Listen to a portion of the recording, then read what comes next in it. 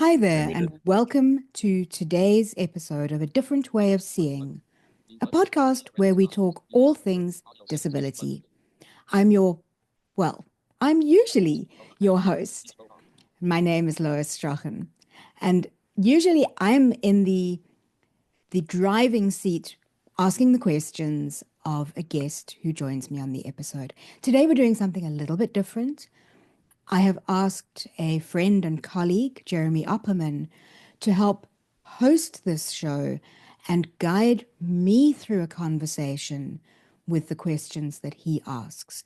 And that's because we're talking about something that is particularly personal in my life, and that is my journey with type 1 or childhood onset diabetes, my subsequent blindness, which was a result of my diabetes, and more recently, my diagnosis with chronic kidney disease and starting on dialysis, and what that has all been like for me as a blind woman living a fairly active life. So, Jeremy, welcome to A Different Way of Seeing. Thank you for joining us back on the show. And thanks for agreeing to lead this conversation for me, because Thank you. I think it's important to get the information out. But I know in myself that I have a tendency to be distracted. So I thought it would be easier to ask you to come on board and to help me just to shape the conversation. So thanks for being willing to do that. Brilliant. Thanks, Lois, for having me back. It's good to be back on the show, and I think it's going to be very interesting. As you say, you're normally in the driver's seat, and I've been on the other side of that desk with you actually quite a few times on the show. So it's going to be fun, actually, reversing the tables somewhat. And I think what's so important about this is that it's a really important issue, not just in the world of blind people and diabetes, but globally. The issue of diabetes is becoming a very serious global phenomenon. And we need to, the more awareness people can have about the implications of this disease, the better. So, Lois, to begin with, I mean, you and I have known each other for well over 20 years, and I've always known you as a blind person. But obviously, everyone has a beginning. I began my blindness, obviously, with low vision when I was young. But you, of course, aren't that particular. You didn't begin your blindness at birth or as an early child. But diabetes is clearly integral to your blindness. And so I'd like to ask, when was it that you actually were first diagnosed with early onset diabetes as a child? I will answer the question, Jeremy, but I've just got a quick request. I've just noticed that your video doesn't appear to be on. Are you okay Oh, sharing the video as well? Because I would like to of put this onto course. YouTube. Great. So let's just get Oh, of course. Sorry, I didn't even notice. there we go. Video now There we go. start. Well, I'm Great. sorry about that. Not a problem. Um, I will include the start of this, but then just make a note in the YouTube video that there's the first few minutes are just purely audio, but that the video does come on. So thank you for doing that. Okay, all so right. when was I diagnosed with my childhood onset diabetes? I was about 6 years old at the time, and it was back in the 1970s, In the the 70s. mid 70s. And I think the reason I think that's important to mention is that in recent years, there's been a lot more awareness of diabetes, a lot more awareness amongst the medical profession of the preferred or the ideal treatment of diabetes, the danger signs that maybe, just maybe, might not have been as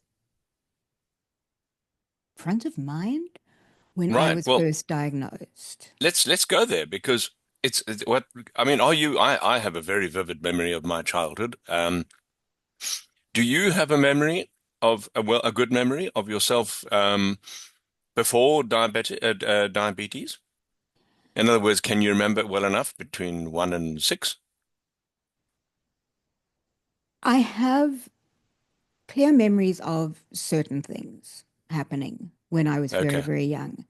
And likewise, after my diagnosis of diabetes, I don't know that those memories are necessarily clear. I don't know that they are necessarily in a clear timeline, but right. we can certainly dive into what I do remember and see how that feeds into the conversation. Well, what I'm getting at really is before and after. So, do you remember what it was, what it felt like, which ultimately resulted in a diagnosis?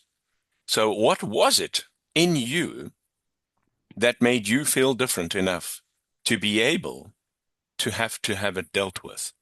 What was that like? Can you remember that transition of before diabetes and after? I remember certain things of it.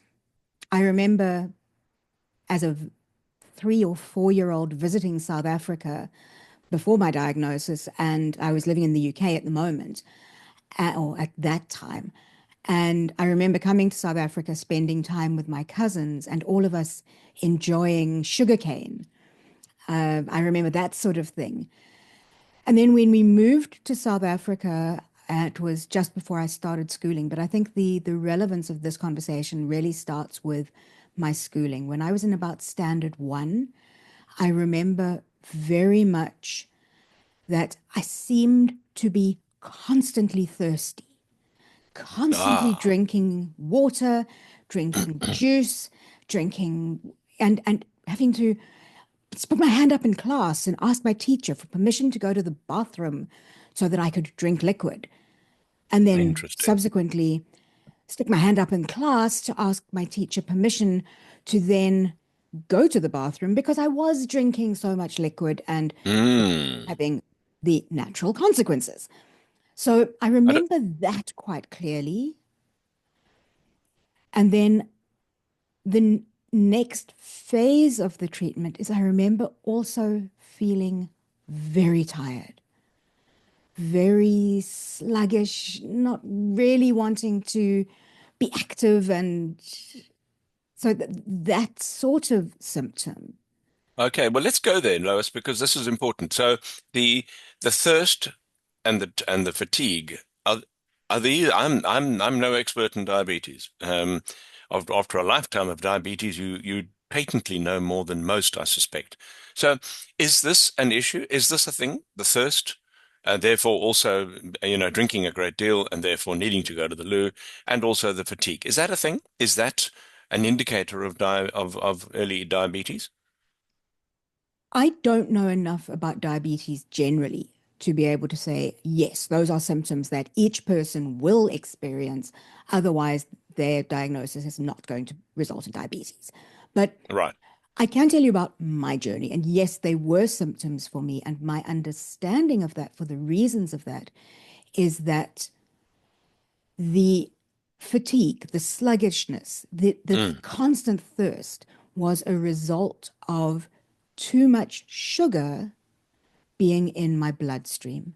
So my sure. blood being consequently a little bit thicker, a little more sluggish, my body Hmm. not working as well, that need for water to thin down the blood as much as possible and to Mm, then get as much of the sugar out of the body. At least mm. that's how I understand it.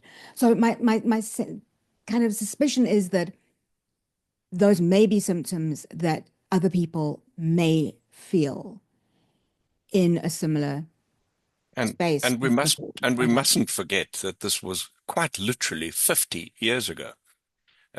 Just about, yeah. And so things, things have moved on, and there's a great deal of difference now in terms of diagnostics, which would make it easier, I suspect. So once you're diagnosed, what happens? Well, There's a big change, I'm sure. the the crisis point in my journey actually came where one night I had a friend staying over with me and I started feeling really, really ill. I was nauseous repeatedly. I just, I was very, very unable to do anything, and not physically, I just didn't have the energy. And at one stage, I went into a coma, Ah, at which point I understood that my parents contacted my friends, the family, and asked if my friend could be dropped home. And they then phoned for an ambulance and they got me into a hospital. And I then came round in a hospital ward. And this one I do remember quite clearly. really? You can remember that? Yeah, I was in a bed with bars up on a drip, and I had a black eye Oh, because I had been in the bed, and I had decided it was now time to get up and get ready for school. And I climbed out of the bed, tripped over the drip stand, and gave myself a black eye on the mhm. the the cabinet next to the bed. No. So I was in an ICU ward, and at that stage they were running some diagnostic tests, as a result of which the diagnosis came back that I was diabetic. And yeah, from there, I don't actually remember a lot about the, those very early days.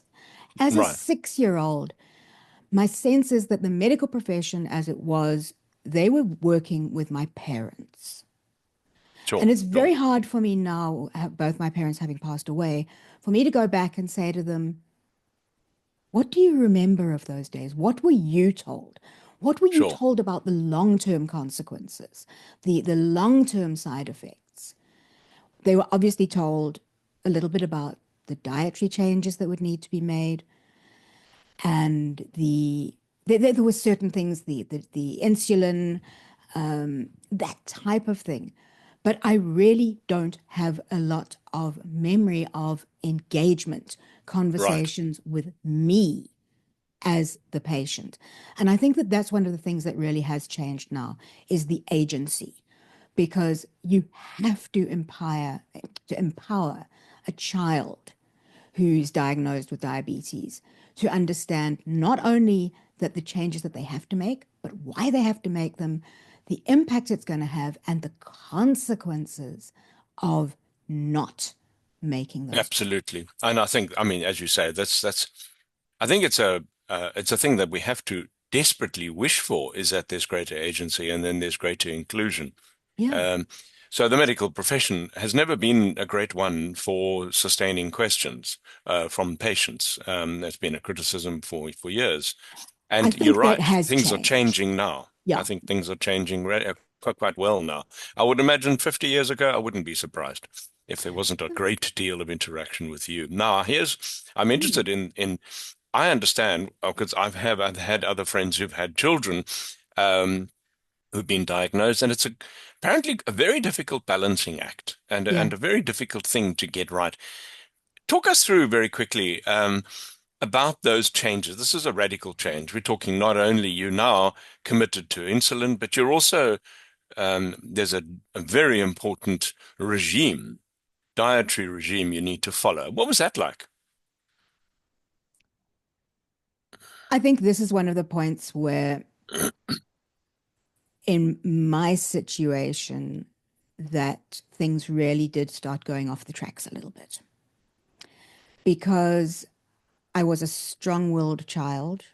I wasn't a particularly active child. I would be far more likely to be the child sitting in a corner reading a book than out there running around playing with my friends or leaping up and down on a tennis court or in a swimming pool or something like that. Mm, And at the time, the insulin regime that I was using was a little more complicated. So I don't know whether it's worth diving into what I'm doing nowadays, but nowadays I have insulin pens that mm, I'm able to use myself despite my blindness, because one click of the pen is 1 unit of insulin. Right. And I also am far better able to track my glucose levels Mm, mm. and my understanding of the impact of the food that I'm eating. But when I was a young child, there were insulin vials, little bottles of insulin with syringes that you would, that they could only track 2 units at a marking. So it really wasn't, the accuracy was a very different thing to work with. Far Simult cruder management. yes, yes. Right. And simultaneously, blood glucose monitoring was done in a very different way. And nowadays, there are so many different ways that you can track, monitor, and manage your glucose levels. But back then, they were again far cruder and not particularly efficient. Coupled with Which, that, yes. well, let's say, coupled with that was my, I don't know whether it was lack of understanding, my resistance, my rebelliousness, my just fact that I was a young child. You were just a kid, eh? Give yourself a Yeah. break. And I would go to a school's a school friend's birthday party, and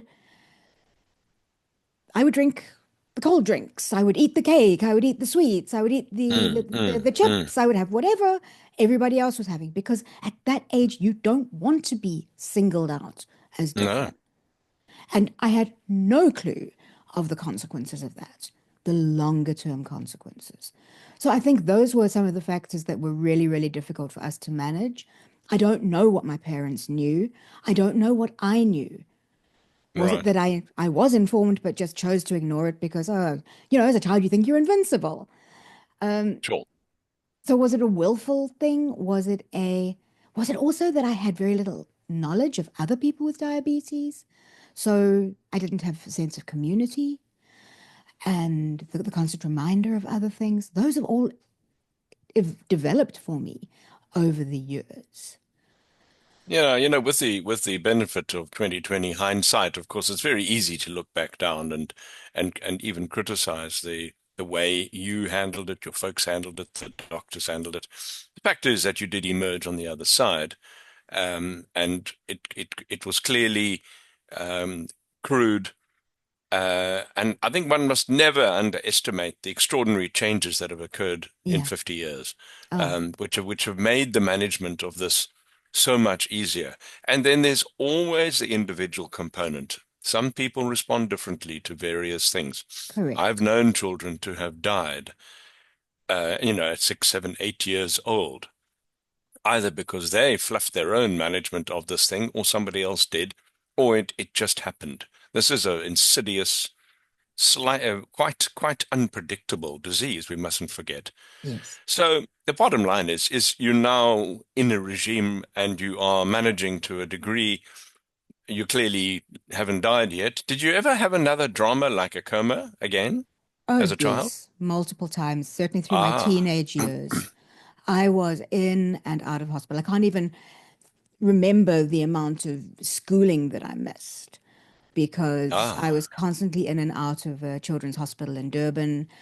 And a lot of it was related to the diabetes. There was no other conditions that I experienced. I wasn't the child who was, you know, constantly in and out of hospital because I climbed a tree and fell out or broke a leg or did anything like that. mm. Oh, no, no, no. I was the child who would be there getting my diabetes settled and sorted out.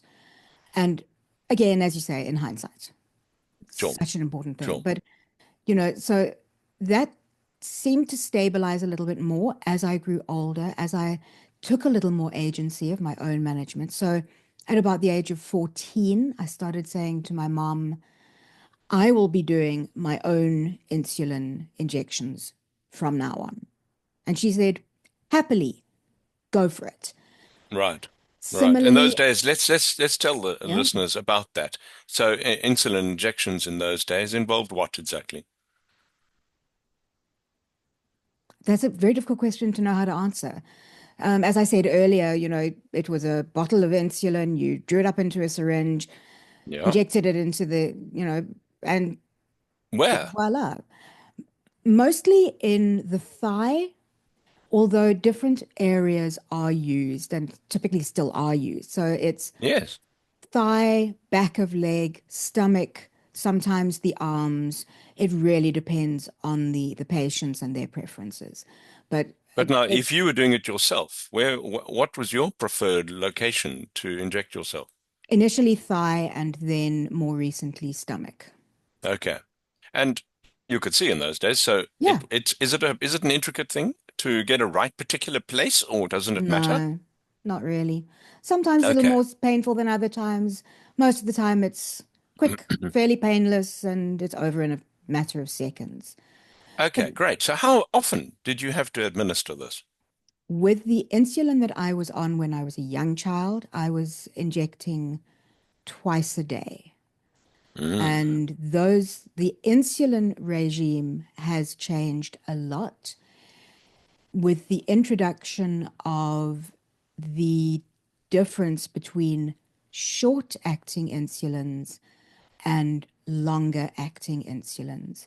So, a short Ah, acting insulin I would now typically have before each meal, and the longer acting insulin I will have late at night, and it manages my general levels for the period of between 22 and 24 hours.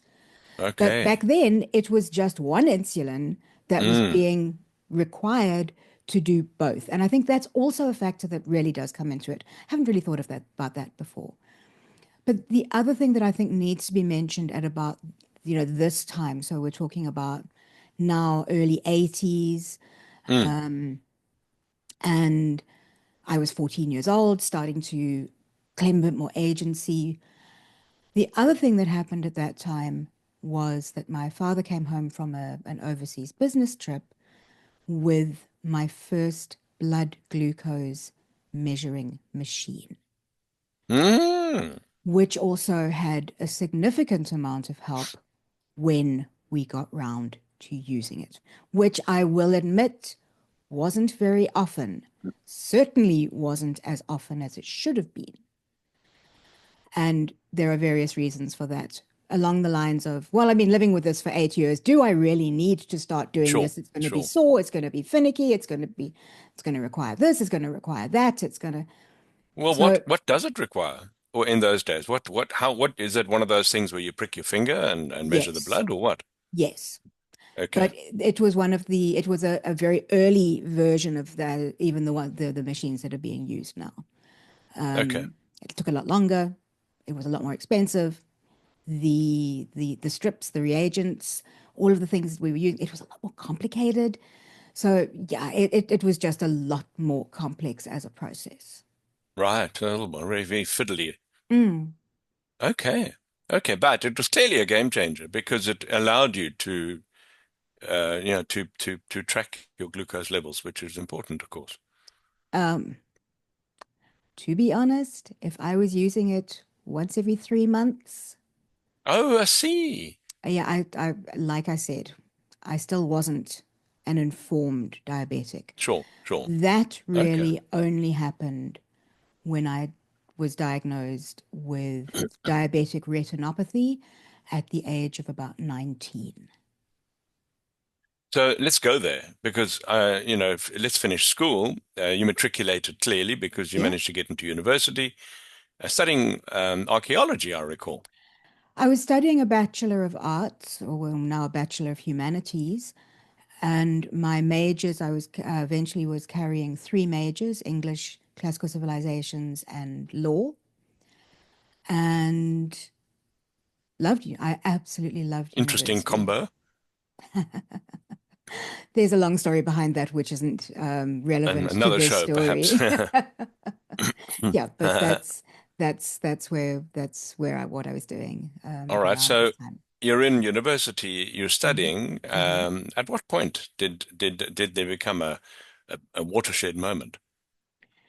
What year of university? First, second year? I was in my second year of university. Had just finished exams, and one evening I noticed. what I thought was an insect buzzing around in my vision, and I was trying to swat it away and it wouldn't go anywhere.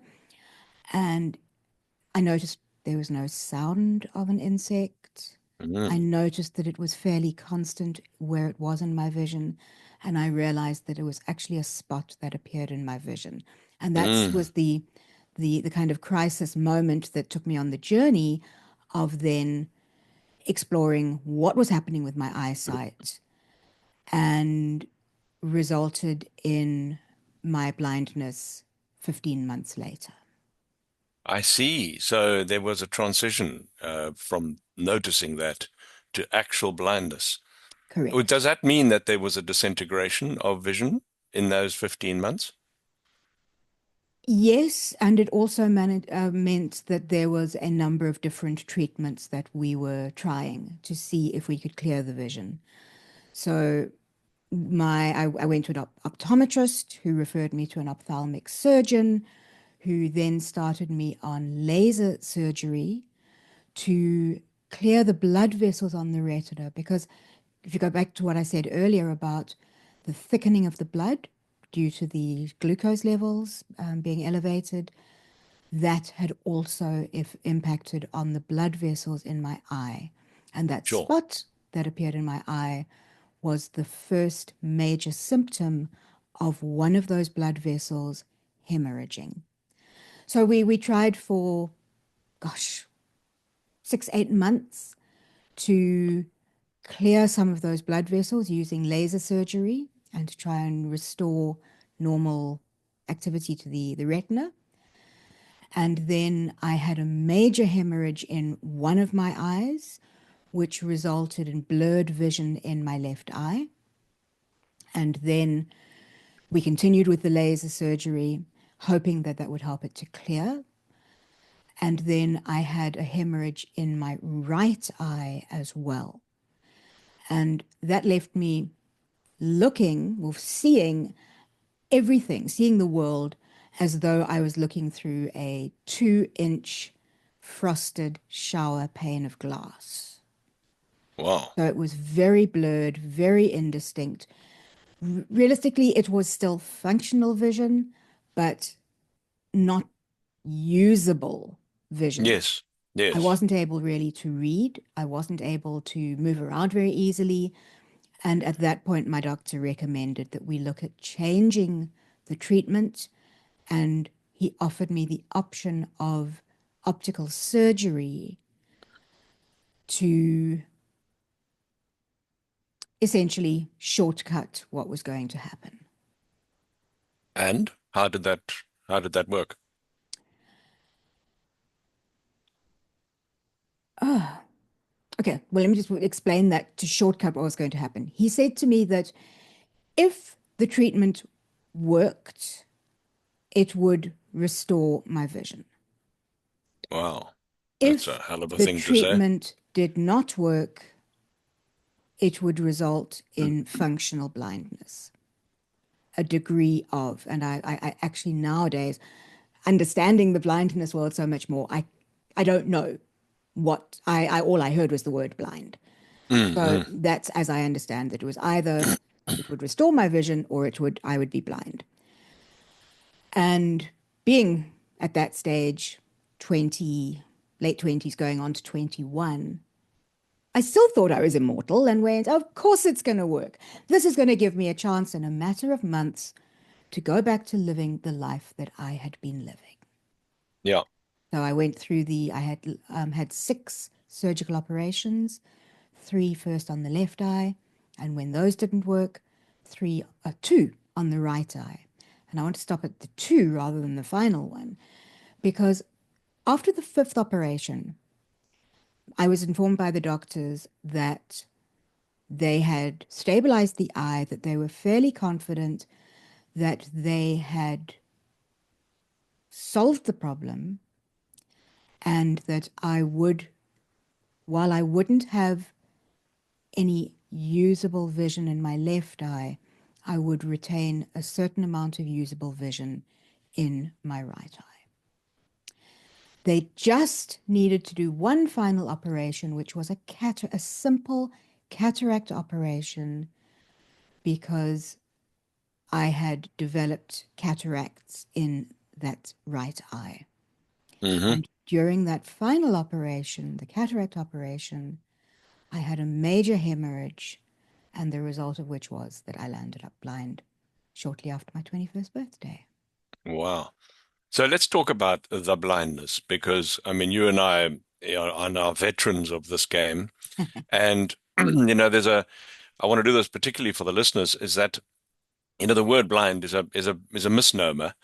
It doesn't by any means, as a rule, mean total loss. I mean, many people are still obsessed with this black blind thing. Mm. But in this instance, what was it? What was the ultimate visual experience? So at that point, my vision was such that I had no vision. So I was diagnosed as totally blind. What I could do is when I was in direct sunlight, or looking directly at an electric light, at a candle flame, I would Hmm. see streaks of bright light in my vision. Okay, both eyes. That, both eyes, well, difficult to say. Right. Over the years, that has changed a little bit. So now what I have is, and this was constant at the time, I no longer have those streaks of vision when looking at extreme light sources. What I see now is a constantly changing backdrop of colors. I mean, right now it's kind of a creamy green, light blue, gray. It changes constantly. And but there's some rose pink in there as well. So it's an all color rather than single color or no color. And Wonderful. that's It the sounds like backdrop. your very own kaleidoscope. Well, that's the next bit that I'm going to say is simultaneously, I have what I call visual pins and needles in my Okay. in that backdrop. And those are little dots of the most Mm, mm. beautiful colors, golds, greens, blues, purples, reds. It's again, it's all color. And I know I'm not unique in this, um, but it's certainly not what most people think when they think of blindness. Yes. I mean, I've now got my eyes shut, which those on the YouTube video will be able to see, but those on the podcast won't.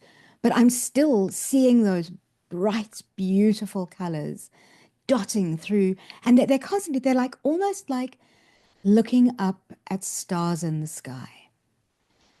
But looking up at stars in the sky that are constantly changing their color, or possibly tiny little LEDs Mm, mm, that are mm. constantly shifting in color, in shades, and it's absolutely beautiful. Interesting. I'm relating it to myself. When I shut my eyes, I have a very similar thing. Mm, Ever since if I shut my eyes tightly, I would get that same extraordinary, galactical, mm, kaleidoscopic light show yeah. with colors. You're quite right. Which wonderfully will put to bed that wonderful question we always get asked: do you dream in color? Do you still remember color? Let's not go there because that's not what this podcast is about. Yeah, if But people want to I answer can, that one, that if I they know, want let's to not know go how I there. dream, they can read my book, A Different Way of Yeah, Seeing. exactly. But in this instance, I used to call it a bazaar. I used to picture an Oriental bazaar. I don't know why. I can I get had this that. extraordinary idea of a Turkish bazaar. Uh, and I don't know what that was. I must have read something which stuck in my mind, and that's been my little thing. I still think of it today. All right, so let's move on a little, I think, because Yeah. we need to Get the on to the the the meat of the story. Yeah. yeah. So now let's move on rapidly here. So we now have diabetes. You're now you are managing your insulin intake. You clearly still, you mentioned earlier, there was still a frequency of calamity around diabetes. I'm assuming it didn't stop when you were in 21 and the vision stopped. You still had physical diabetic issues visiting you from time to time over the next 20 odd years, such as coma? Well, yes and no. So when I was going through the process of the surgical operations on my eyesight, I finally started seeing an endocrinologist, a diabetic specialist. Right. And the first thing he did was he said, "How on earth are you still on such an old-fashioned insulin regime?" Oh, wow. And I was changed to the more modern insulins, a short acting and a then mixed short and long acting Right. insulin. But I didn't respond as well to Ah, those particular insulins. And the they needed to change the insulins a number of times before finding a regime that actually worked for me. So that's interesting. from that perspective, yes, the comas were still happening. And those did continue for quite a time for a number of different complicated reasons, which may come out in the conversation, but may not. But ultimately, once my diabetic management improved, once I started doing glucose tests, once I much more regularly, like at that stage, not quite daily, but still a lot more frequently. Once was put onto a more modern insulin regime, and that was then adjusted to fit into my schedule. My diet was adjusted to work better with that. Things did start improving. And what Excellent. emerged was, in fact, that I am a fairly brittle diabetic because my levels typically run quite low. And Okay. that was a lot of the reason why, once I was under my management of my diabetes, was better.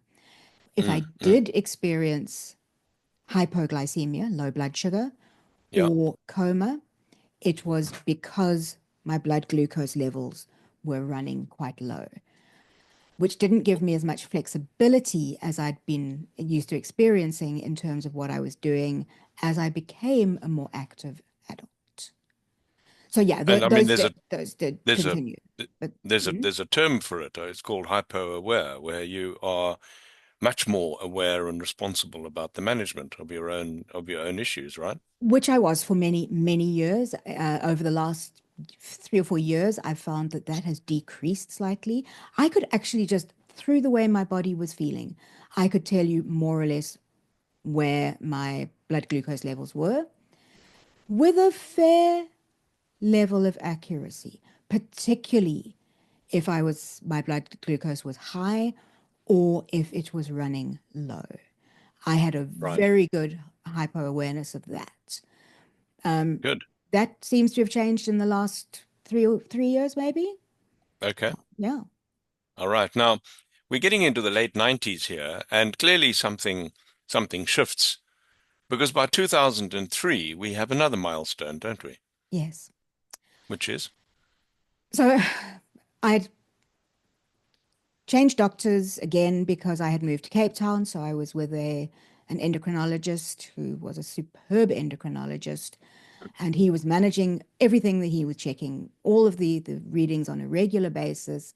I was actually in the better controlled diabetics in the general scheme of things.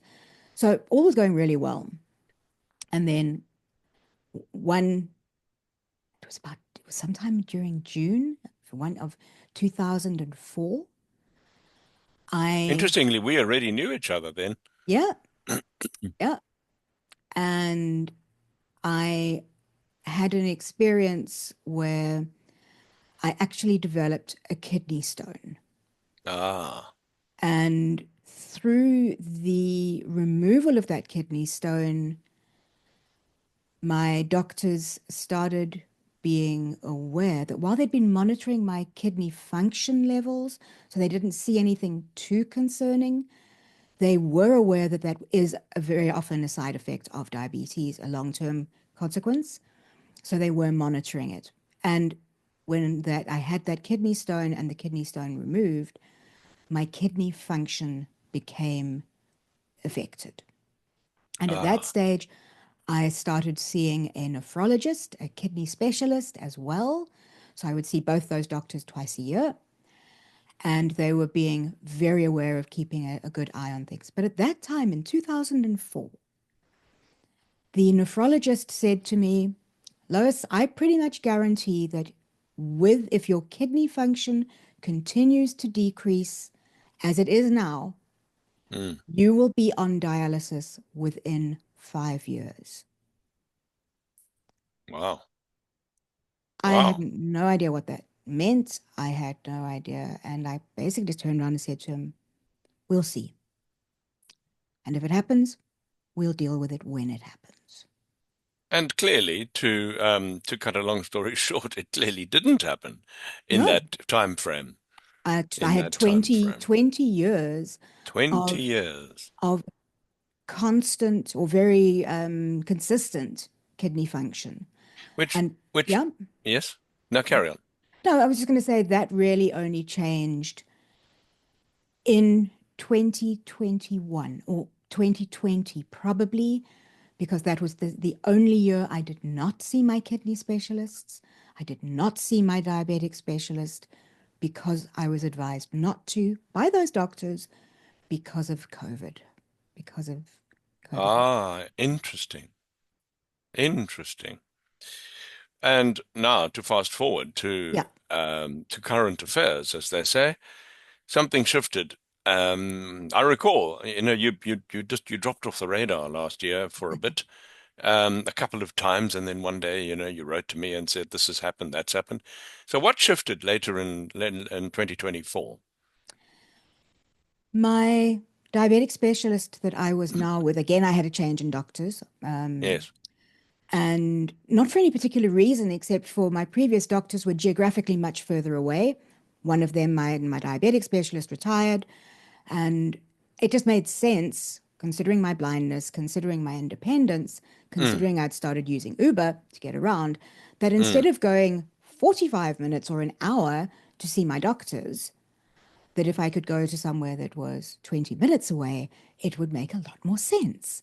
sure. So we found both a diabetic specialist and a kidney specialist who are a lot closer to me geographically.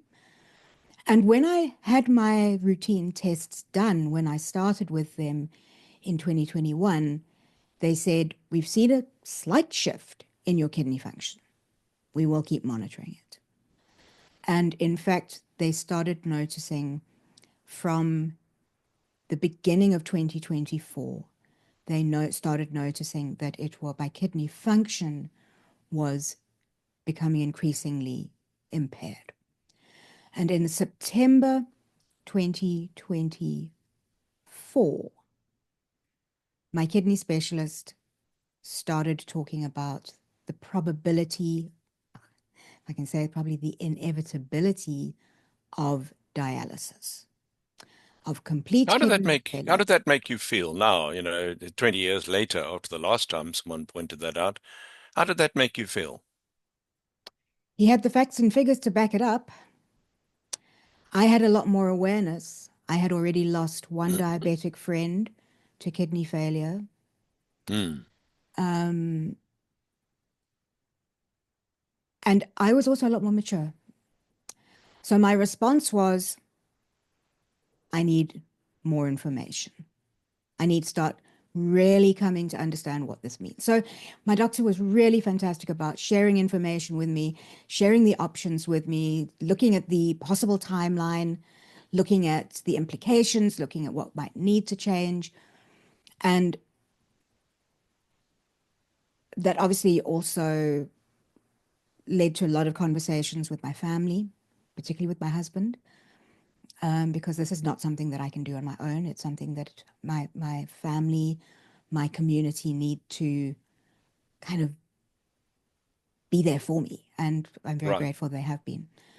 But essentially, in September 2024, I took the decision to start the process to prepare for dialysis. Now, at this stage, speaking to my nephrologist, he said, we don't know. Your kidneys may continue to stay at this level for another year, another 2 years.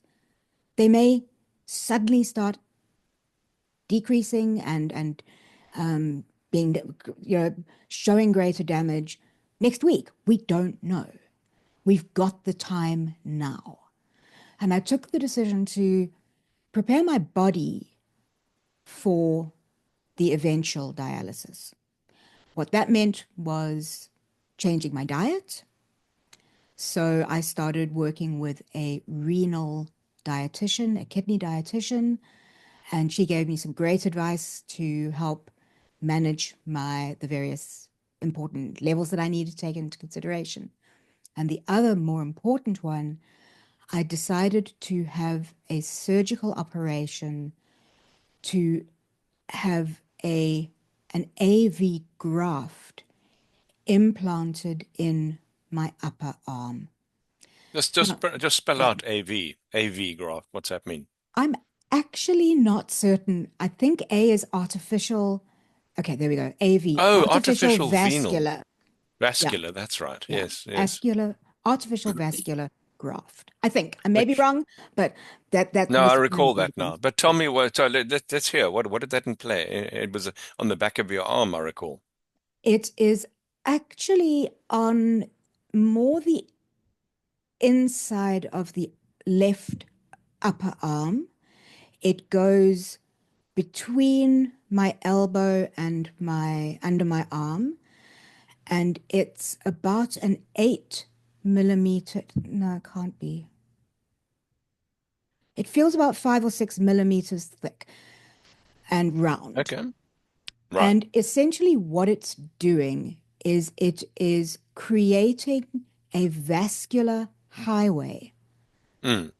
so that it's an access point that the dialysis can use to for the treatment. And there are several different options. This is the one that a vascular surgeon recommended for me. And I had that operation done on the 15th of January, 2025. That's right. I mean, that's similar to a cannula, where they, it's on the, I mean, obviously it's a semi-permanent, it's a permanent thing. I mean, they graft Correct. it so Yes. that there is a, a an aperture that they can plug into when needed. That's the idea. Not not an aperture as in a single point. So Okay. the pipe is used to connect me to the dialysis machine, but the needles that are used to connect the graft are shifted from one side of the graft to the other, and they call that step laddering, I think, because Okay. ultimately it's a plastic tube and you Right. stick a hole in it. That hole is not going to actually recover. The thing that stops the hole from leaking blood, Mm. it's getting a bit medical, is that the skin, the muscle tone that is covering the AV graft Right. is the thing that clots. Okay. So it's kind of self-healing. So they puncture it when they put the Yeah, needle in, but it kind of self-heals. to a degree. And Right. the scar tissue will build up and that will help to clot it. But ultimately, in a matter of time, over time, that AV graft may deteriorate and may need to be replaced, in which Sure. case they'll have to do it in my upper right arm. So this is on Right. my left arm.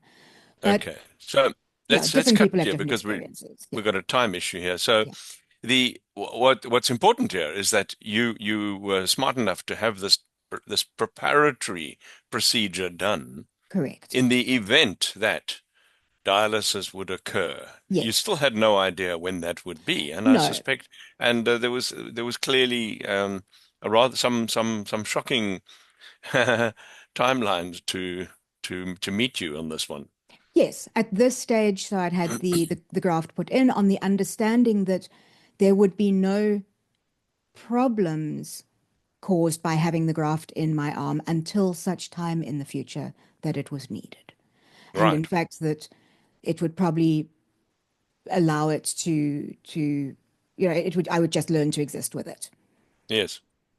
Then, however, I had another medical emergency that happened 2 weeks after I had the graft implanted or inserted, and that resulted in me going into hospital.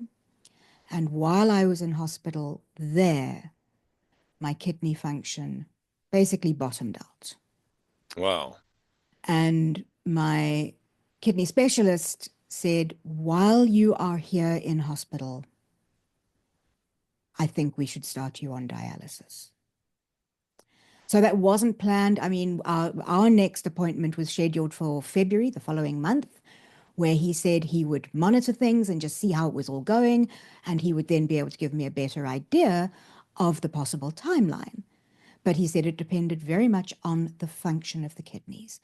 And while Right. I was in hospital, my kidney function really started changing.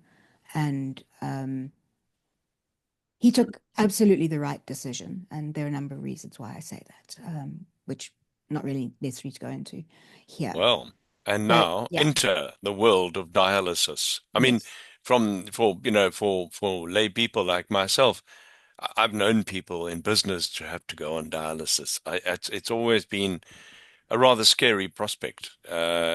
What's it like? What quickly walk? You now got a mechanical kidney, I say, in a sense, isn't it? That's what a dialysis is. It's it's essentially a ventilator for the kidney. Right. So the kidney has two main functions. It removes the toxins from the blood and it removes liquid from the body and helps you to process it and then pass that urine. So in my case, I do still have function in my kidneys. In fact, since starting dialysis, my kidney function is still where it was when I started dialysis. So I do have usable function of my kidneys, but they're getting a little bit of assistance from the dialysis process. The Right. dialysis process is an external machine that removes retained liquid and it removes or cleanses the toxins from the blood. So essentially, what happens is that the blood is pumped out of the body, 400 mils maximum at a time, goes into a dialysis machine through one needle and a pipe into the machine. The machine does what it needs to do to remove the toxins and to remove fluid, and then it pumps it back into the body. So there's never more than 400 milliliters of blood removed from the body at one time. It's an ongoing process and it circulates right the way through the body, probably 6, 7 times during a 3 hour period. Now let's What? go there. So this Yeah, is all through that shunt in your arm now, or this graft in your arm. through the graft in the arm, which is Right. why Right. the highway is necessary because it gives it better access and it allows the dialysis to happen more quickly. So, Okay. I didn't realize the 400 milliliters bit. So yeah, how long does that take to extract and process the 400 milliliters? that happens fast. It's an ongoing process. It's coming out, going round, going in, going out, going. It's not something that I'm aware of. Okay, now we're Sure. taking the next 400 mils. No, it's an Mm. ongoing thing. Yes. So it doesn't. I don't feel anything particularly as it happens. I don't feel the blood being drawn out or being pumped back in. My body Interesting. continues to function as normal. So what happens is I go to a dialysis treatment center. I lie on a bed. I they so I'm my body is not flat. My back is elevated to whatever level is comfortable for me. My legs are elevated slightly higher than so that it aids with the blood flow as well, with the circulation. And Mm, then they put a needle in to one side of my graft, and then mm, they put a second needle about 5 or 6 centimeters above that. And that yeah. facilitates the blood being taken out through the one needle and then pumped back in through the other needle.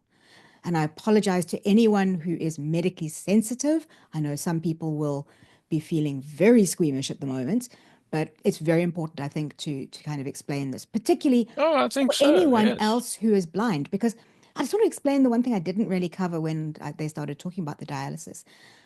I had always thought the dialysis was a terminal thing, that it was only a temporary solution, that it would only last for, a few months, a few years maybe.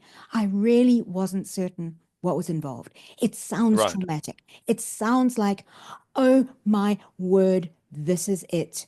This Yes, is yes, the end. And that was yes. one of the first questions I had is, how long will I be able to remain on dialysis? And my doctor told me, we've had people on dialysis 40, 50 years. Wow. So it's not a terminal thing. It's not, you don't ever die from dialysis. You die from something else happening.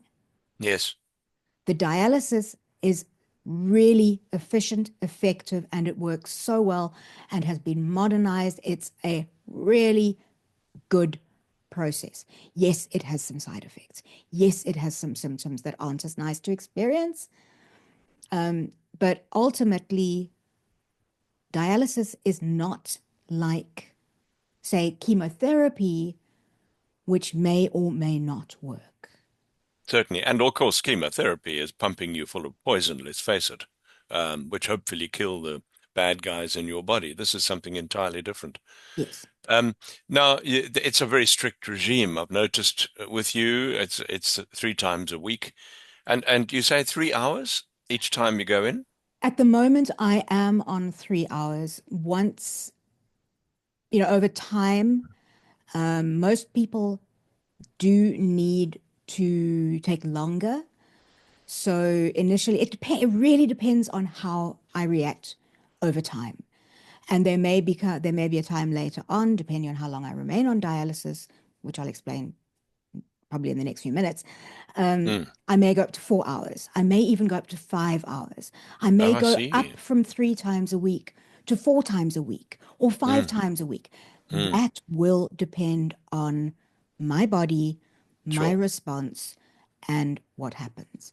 For the Which moment, leads, which yeah, carry on. Which carry on. Okay. For the moment, I go in for 3 hours. Well, I'm on treatment for 3 hours, 3 times a week.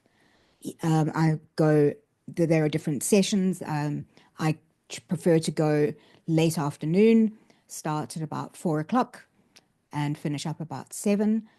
But realistically, it takes 6 hours out of my day every week, Monday, Wednesday, and Friday, because I have to shut down my work and start getting ready for dialysis, grab some lunch at 12 o'clock, pack my bag, get to the dialysis treatment center. We wait to be summoned into the treatment room. We then get connected to the machine, which takes time. Then it's 3 hours.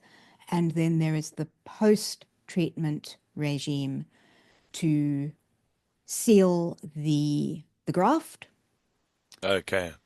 to do any final checks that are required, and that involves kind of measurement of my weight before and after each treatment.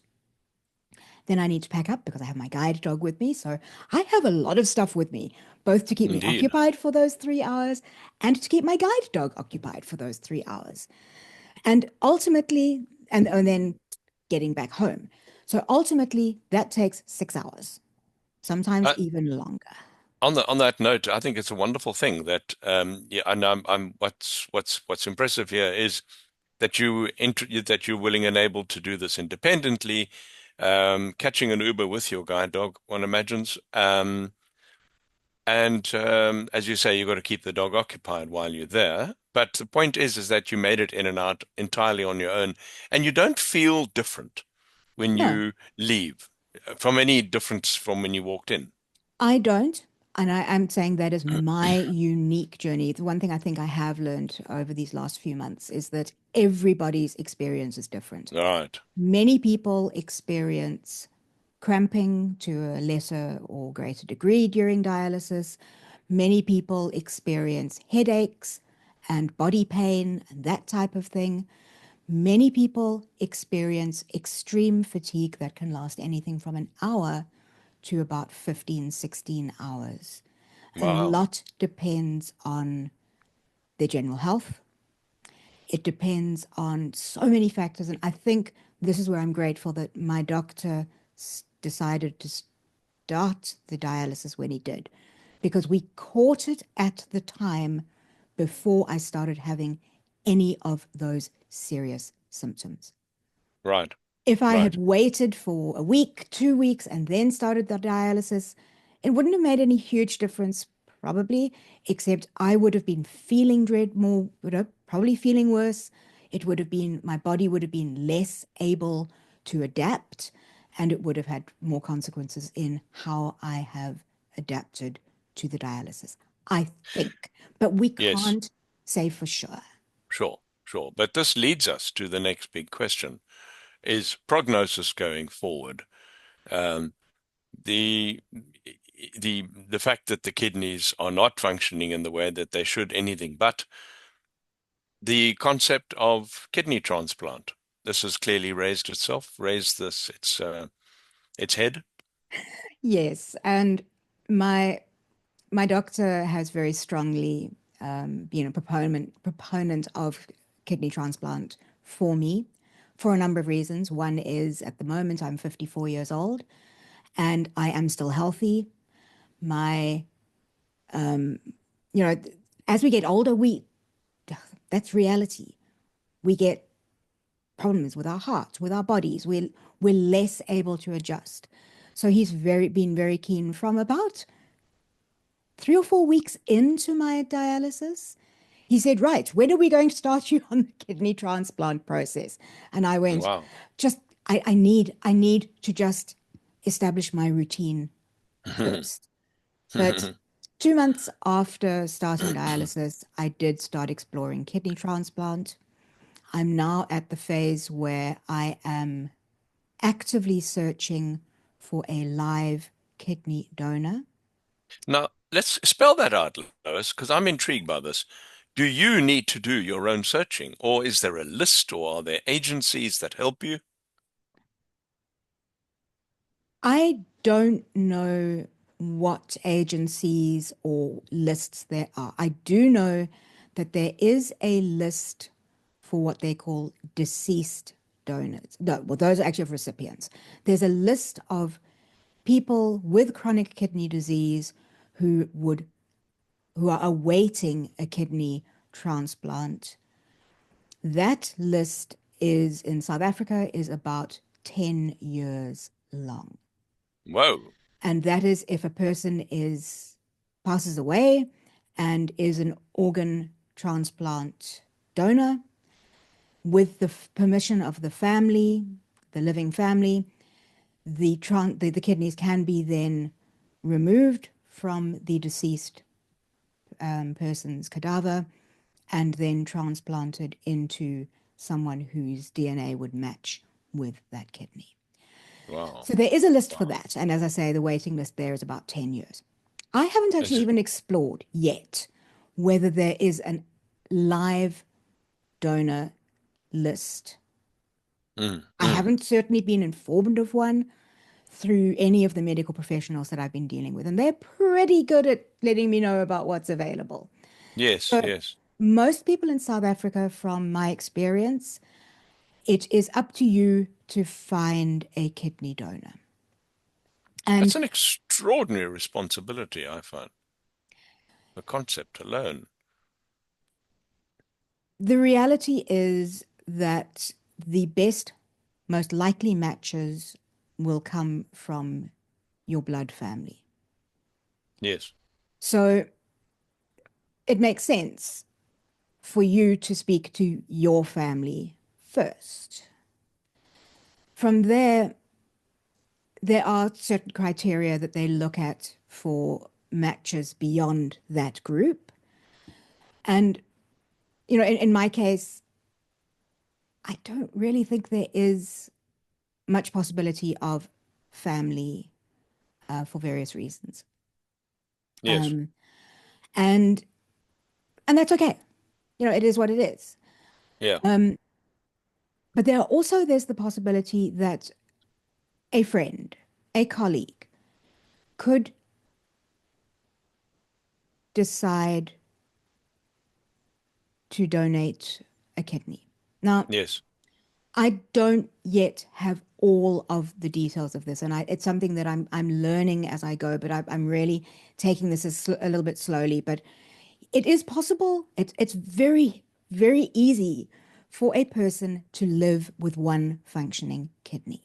Yes. So if someone decides to donate a kidney, there's a number of tests that get run to see compatibility, DNA, blood group, things like that. There are psychological tests that are done to ensure that the concept, the act of donating a kidney will not be negative or damaging to the person's psyche and their value, their self-perception. So all of that needs to happen if someone is agrees to donate a kidney. There are also medical tests and things like that that need to be done. I, at this stage, am really only starting on that journey.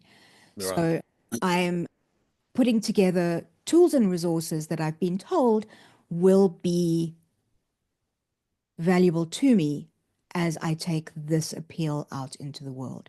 And sharing my story here today is Yes. one of those. Indeed. To help Indeed. people understand not just that this is the journey that I've traveled so far. This is what I'm experiencing right now. Indeed. This is the implications of what I'm experiencing right now with my treatment. But what might life be like for me beyond dialysis, Which is what I beyond wanted to ask you transplant? was, and it's a very medical question, and it clearly can't be answered necessarily definitively. But should one get a new, if you got a new kidney from somebody, would that mean, for a start, you could stop dialysis? Almost certainly, yes. Excellent. So,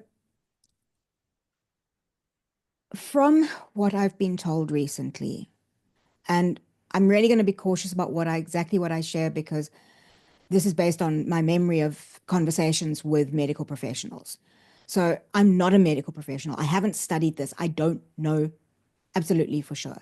But I've Mm. been told that the success rate of a kidney transplant operation is about 99.5% success. Wow. Pretty good odds. Within that, obviously, there would be longer term implications for me, short term implications for the donor, which we can possibly look at if you would like to. But ultimately, that kidney would need to be compatible with my body. Certainly. Sometimes you get what's called a lazy kidney, which decides, don't really feel like doing what I feel like should be doing. And there may need to be, it may need to be kick-started with a bit of dialysis to start with.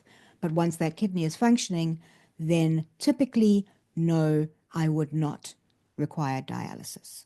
What about rejection later? Rejection later, I believe, is not as common as one might think. The, Okay. the, the life of the kidney, I mean, some people have been living it, it really depends on your individual journey. Yes. I've Yes. spoken to people who have been on their kidney, the transplant has worked for 10 years and then has failed. I know of people who've been have had a kidney transplant and it's worked for 20 years and is Mm. still working. Yes, So it really depends on so much. And that is really a journey that one has to take. I think it's worth taking absolutely. I would have to thought so. have those essentially 18 hours per week of my life back, to Yes. no longer need to go and have the toxins removed, to be able to drink liquid without having a liquid limitation. Because I do. I have at this stage on dialysis, I am only allowed to drink 1 liter of liquid per 24-hour period. Wow. And that's everything. That's water, it's tea, it's alcohol, soup. I love my soup. Yes. If I drink soup, I've got to remove that from my 1 liter. And I Wow. think that's been the biggest adjustment for me about being on dialysis. The rest is workable. The rest I can adjust. And yes, I can adjust to the 1 liter limit. But the thought of not having to measure how much tea I'm drinking, Mm, mm. take that out of my liter of water, watch that liquid drop lower and lower in a bottle during the course of a day. Judge, can I have a glass of wine with my parents, with my family, Yes. with my husband? Can I afford to have a cup of tea tonight before I go to sleep? Right. What about tea in the morning? But I don't think we take it so much for granted. So yeah, Yeah. I know this is kind of only tangentially and kind of tangential to the story, but yeah, Sure. for me, Well, being able to not have to worry about that. And while I continue monitoring my blood glucose and my diabetes, as well as I have been over the past 10 or 15 years, the chronic kidney disease should not be an ongoing problem. And a kidney that is donated to me could and should serve me, all going well, if I do all the right things, for a good amount of time. If it there certainly, is, if the kidney does eventually fail, I can either go back onto dialysis, I can search for another donor, have a second kidney transplant. yeah, And yeah, I mean, it medical science can be I'm not saying that it is perfect by any means, sure. No, but what medical science can achieve for someone like me where I am right now, it is such an amazing opportunity. absolutely. And it behooves you to at least go down the path Yeah, of looking at that process. yeah. Clearly difficult, time consuming, with lots of question marks all the way through, But but life has definitely, question marks all the way in through. absolutely, absolutely. But it does sound something like I mean, it's too simplistic to say it sounds like a no-brainer because there's a great deal that would need to happen in order for a new kidney to arrive and be put inside you. Yes. But nothing ventured, nothing gained. If you Yeah. sit back and stay on dialysis for the next 10 years without looking at the kidney, you're not benefiting yourself in some ways. Yes. And some people may choose to do that. Some people don't have the option. Some people I clearly do choose that, yes. I don't know for sure yet if I will be able to be a kidney recipient. There are still a number of tests that I need to do, but my doctors, my medical professionals have urged me to start the process. Once we have a potential donor, the process can then start, and the first step of that will be to assess the match potential between the donor and myself, and to assess and just confirm my capacity to be a recipient.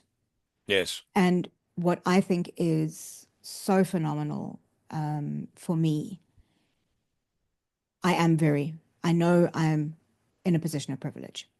I'm grateful for that every day because Yeah. my medical aid covers all the costs associated with my dialysis, which I have to tell you is extreme. It is over 600,000 Rand a year. Wow. If Wow. I am able and do go through with a kidney transplant, which the costs come in at this stage in early 2025 at about 1 million Rand, Yeah. medical aid will cover those costs, Wow. not just the costs associated with my surgery, but also the costs associated with the donor's Oh, surgery. that's interesting. So the medical aid picked that up as well. Correct. Wow. Because it's necessary in Mm. order for me to have the surgery. And from a financial perspective, it makes sense. They would rather pay once off 1 million Rand than Absolutely. 600,000 Rand a year. I mean, Sure. that's a no-brainer.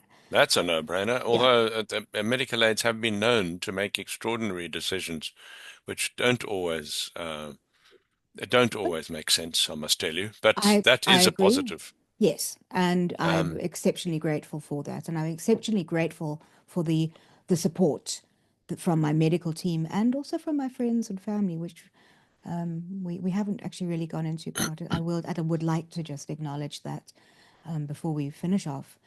So yeah, that's kind of where I'm at. I am starting to create my story, to share my story through things like podcasts, YouTube.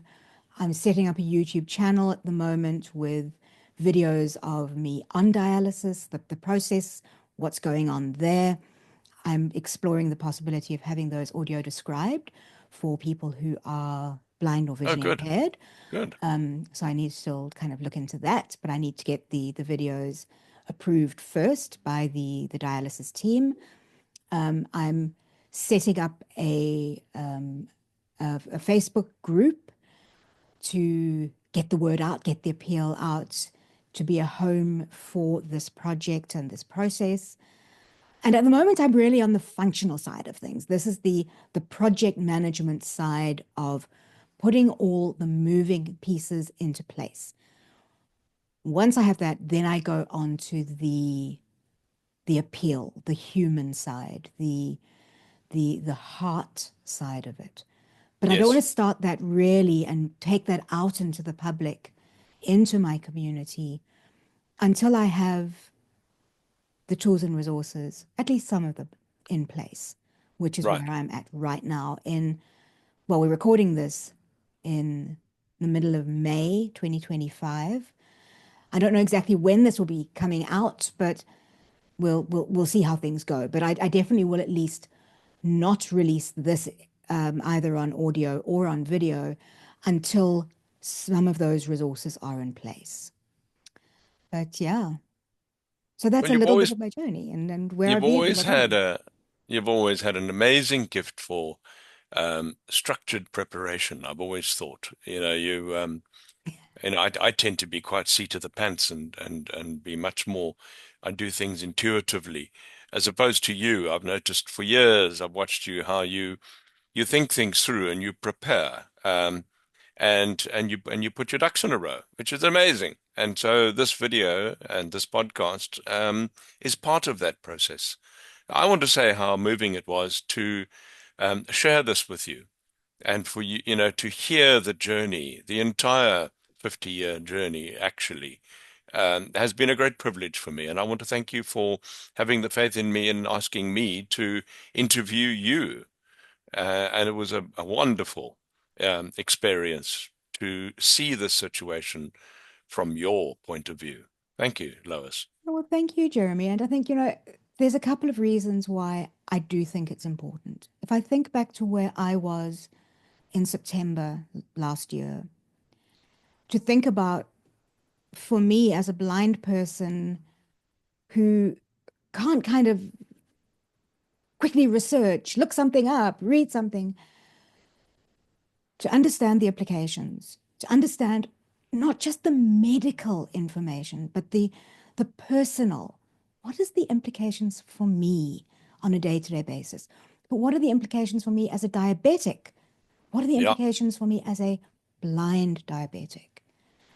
And I just feel so much that it's important that maybe because chronic kidney disease is something that is fairly common within the diabetic Mm. community. I Yes. certainly know that when I go into my dialysis treatments, there are usually between 2 and 4 people on the particular shift that I'm at. At least two of us are diabetic. I Mm. am the only blind person there, the only blind person in the 50 something patients that they currently have at that Oh, particular really? That's treatment center. interesting. But That's interesting. I am not the only blind diabetic living with chronic kidney disease and diabetes and having dialysis. I know that Sure. because Sure. I have made contact with dialysis communities. So for me, this is a way of saying to the next blind diabetic who's facing this decision, who's facing this reality, listen to what I went through. Your journey will be different because everyone's is. Yeah. But if you can learn a little bit, gain a little bit of reassurance, a little bit of knowledge, a little bit of an understanding of the process that you're facing, then this has done good. Absolutely. And I think the other bit of good that this kind of podcast can do is to wake people up who are complacent about their diabetes. As I said right in the beginning, diabetes is a global phenomenon and a very serious, growing pandemic almost. It's not infectious, but it is a pandemic in the sense that it's becoming out of hand. And much of that is due to people's complacency Yes. or ignorance, Or either fear. willful or just because, you can't know what you don't know. But very often it is. I mean, I'll never forget someone saying to me that we had one of the highest rates of diabetic amputations in the world in South Africa. And that's complacency. That's ignorance. And Or lack of access to and adequate of course, medical and primary medical poverty. care. And that Yeah, and that's where it's important to check our privilege here is that, yeah, we're lucky that we have these opportunities because you can be certain there are people out there unnecessarily dying from diabetes. absolutely. Um, And I mean, it is a very well-known fact that diabetes is more common in third world countries with high levels of poverty. And obviously, because of limited funds, limited diet, that has an impact on more particularly type 2 or lifestyle diabetes. But yes, note to listeners, if you're living with type 2 diabetes, that's not insulin dependent. You are yes, tablet and diet and exercise controlled. You can yes, still develop chronic kidney disease. You can still land up on dialysis if yes, you do not manage that condition. So, yes, absolutely.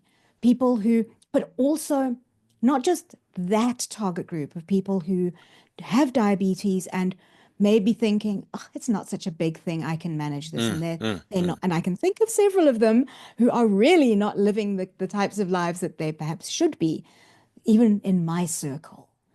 But yes. also to raise awareness outside of the diabetic, blindness, disability, chronic kidney disease community, just general awareness.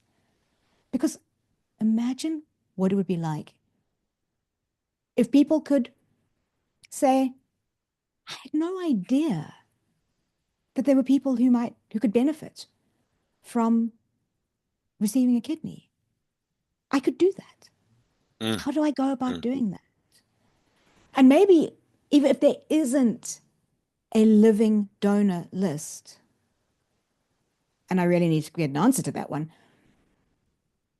Yeah, maybe this could start a movement to start one. good idea. And Excellent I idea. think of how many people could benefit. how many people could be freed from the limitations?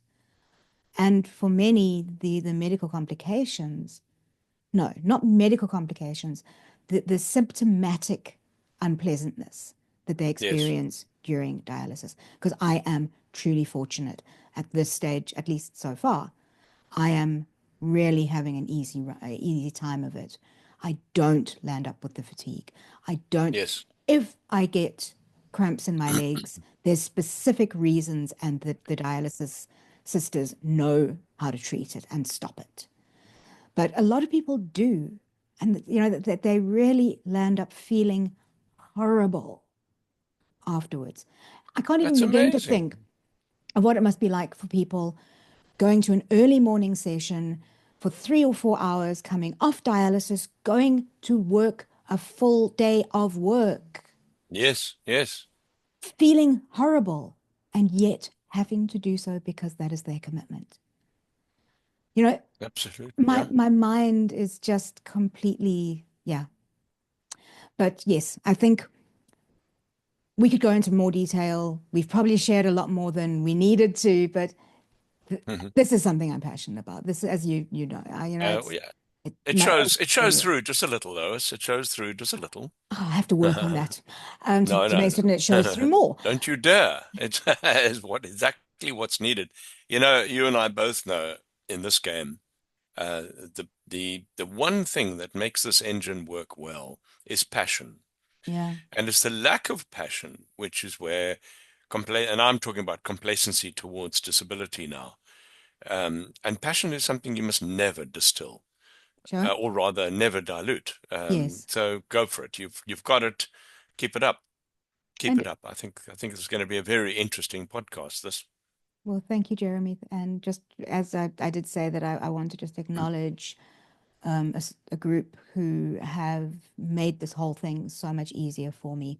You said, how fantastic it is that I can just hop in an Uber and go with my guide dog and go to treatment.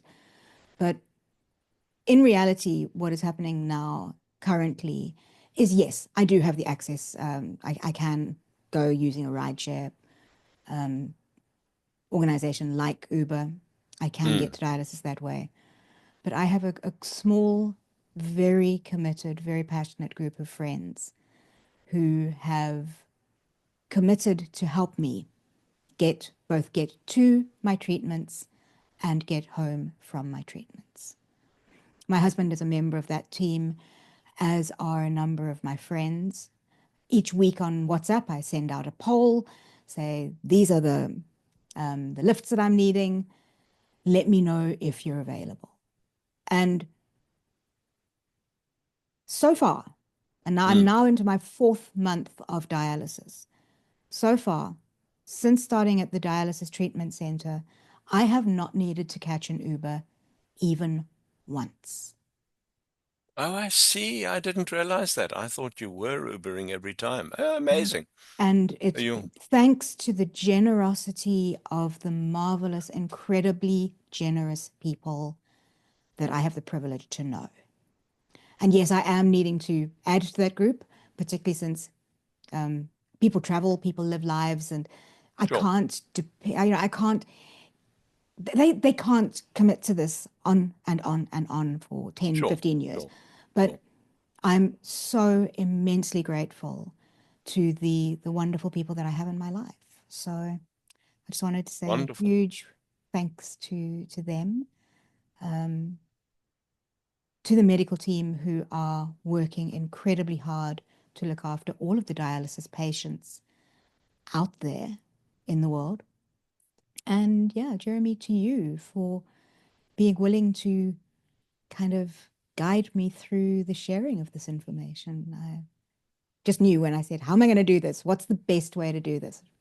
Ah, Jeremy would be the person to ask. So thank you for agreeing. Oh, it's a great pleasure. I had a lot of fun doing this. We've worked over the years, so we know that we do good podcasts together. So it seemed to work pretty well, I reckon. Yeah. So just to sum up, if you are interested in finding out more about Jeremy, you can find him on LinkedIn under Jeremy Opperman, or you can go to his website, disabilitydesk.co.za and learn about his work in the inclusion space. And if you'd like to find out more about my journey and the work that I do in between my dialysis treatments, you can look at my website, which is loisstrachan.com. And as I said, I will also, before I share this on either my podcast or on my YouTube channel, I will have that Facebook group up and running. I will be able to share those links in the episode description as well. So if you want to learn a little bit more, or if by any chance you would like to be part of the team that is helping me to find a donor, or if you would even consider being a live donor yourself, you will be able to reach out to me through that. So, Jeremy, again, thank you so much. And I'm sure that we will have another conversation on a different topic very, very soon because we seem to land up chatting quite a lot on the podcast. So, Well, I thank must you be so doing much. something right. Thank you, Well, Lois. I look forward to it.